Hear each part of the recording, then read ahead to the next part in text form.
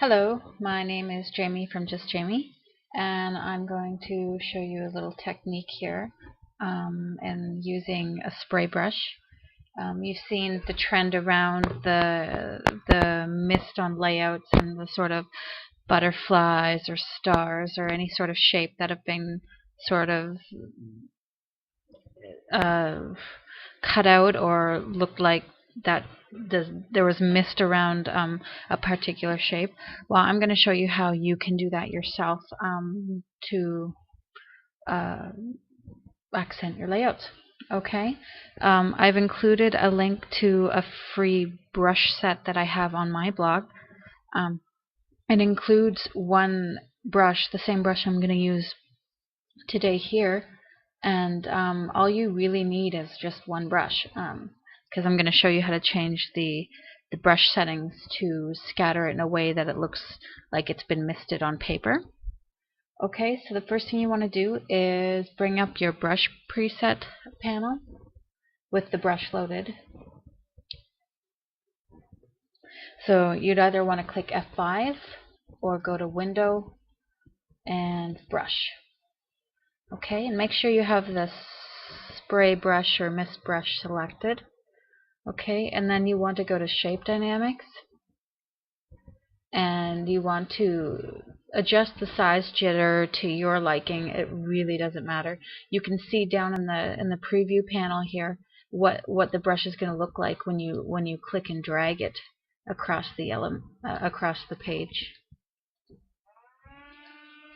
And of course, if you want it to be a little more spacey, you could. If not, you don't have to. I think I'm going to do that. And flipping the X and Y axis there. And I think that's okay.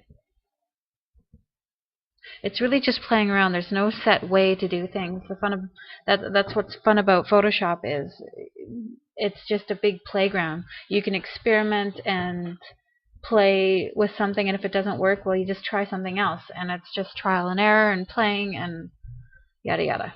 So I think I have it set to the way I want it here. I'm just going to close that panel and make sure you have a layer above your page or under your elements, whatever you have at the moment. And you're going to click your mouse, hold it, and drag it. Okay, do you see how that looks like it's misted? Right?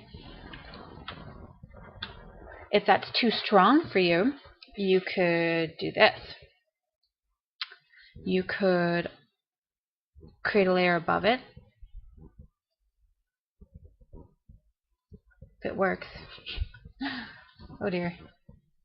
My photo. Oh, there we go. And go over it again, and it looks like it's darker and all.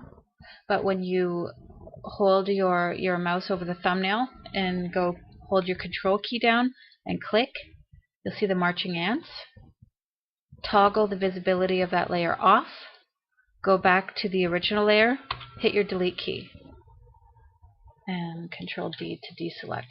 See, I just made it a little lighter. Okay, now we're going to cut little star shapes out of this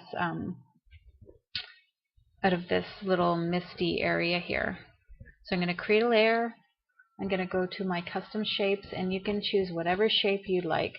I have some of my butterflies here, so why not use a butterfly or two. See how well this works. Okay, so I have it in the layer here. I'm going to control click the thumbnail so the marching ants appear. That makes the selection. I'm going to toggle off the layer so I don't have to see it. And I'm going to go back to the original layer and hit delete. See that? Pretty cool, huh? You could even, if that's too much of a cutout for you, you could select the butterflies again And I'm going to create a layer underneath the mist and get that brush there and do this. See, it made it a little more subtle. I'm going to take that back, and I'm actually going to try it with another color.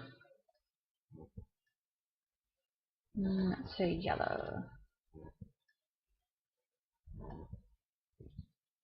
See that? So that's how you simulate misting and cutting out shapes from your mist in Photoshop. And I hope I've inspired you to play a little more with this technique. Thanks for watching.